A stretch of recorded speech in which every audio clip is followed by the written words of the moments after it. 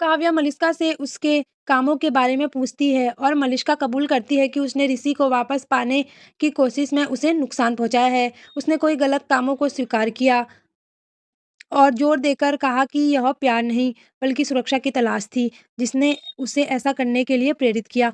वह एक ऐसे आदमी की चाहत रखती है, जो उसकी रक्षा करे और उसका ख्याल रखे। लेकिन उससे लगता है कि ऋषि का दिल जीतना असंभव है। मलिष्का के खुलासे से काव्या उलझन में होती है।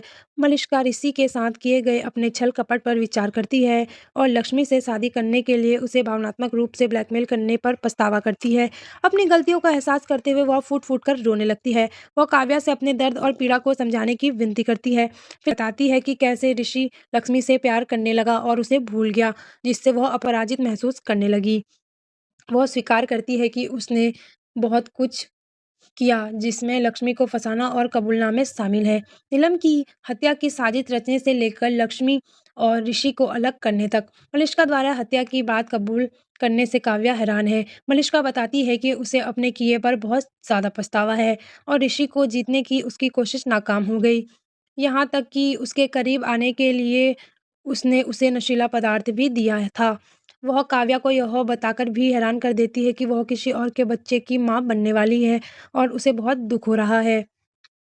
काव्या मलिष्का को दिलासा दिलाती है और उसे मजबूत बनने और अपनी किस्मत बदलने पर ध्यान केंद्रित करने का आग्रह करती है। उसे याद दिलाती है कि लक्ष्मी अब उनके जीवन से बाहर हो चुकी है। मलिष्का कबूल करती है वह आगे बढ़ने के लिए संघर्ष कर रही है, अपने अपराध और अपराध बोधक से ग्रस्त है, लेकिन जोर देकर कहती है कि उसका कभी भी हत्यारा बनने का इरादा नहीं था। ममता चाय लेकर आती है और मलिष्का के कबूलनामे को सुन लेती है। मलिष्का उसे चुप रहने के लिए रिश्वत देती है। ममता रिश्वत स्वीकार कर लेती है और चली जाती है। मलिष्का फिर काव्या से कहती है कि वह अपना अपराध सबके सामने कबूल करना चाहती है, लेकिन काव्या उसे चेतावनी देती है कि वह जल्दबाजी में कुछ ना करे, वरना सब कुछ खोकर जेल जाने का जोखिम रहेगा। काव्या किरण को फ़ोन करने की धमकी देती है, लेकिन मलिष्का जोर देकर कहती है कि उसे कोई नहीं रोक सकता। इस बीच ऋषि लक्ष्मी को बताता है कि मलिष्का हमेशा उसका साथ देती थी और उससे सच्चा प्यार करती थी, लेकिन अपने दर्द के लिए लक्ष्मी को दोषी ठहराता है। वह मलिष्का की प्रशंसा करता है और उसने उसे प्यार और अपनी ज़िंदगी दी, जबकि लक्ष्मी उसकी भावना पर सवाल उठाती है।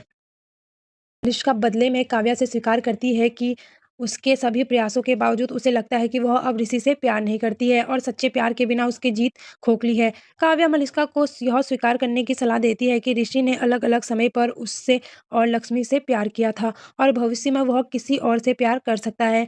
मलिष्का ऋषि का बचाव करती है और जोर देकर कहती है कि काव्या को उसे जज नहीं करना चाहिए, लेकिन वह स्वीकार करती है कि लक्ष्मी के लिए ऋषि का प्यार सच्चा ही उसे वास्तव में परेशान करता है।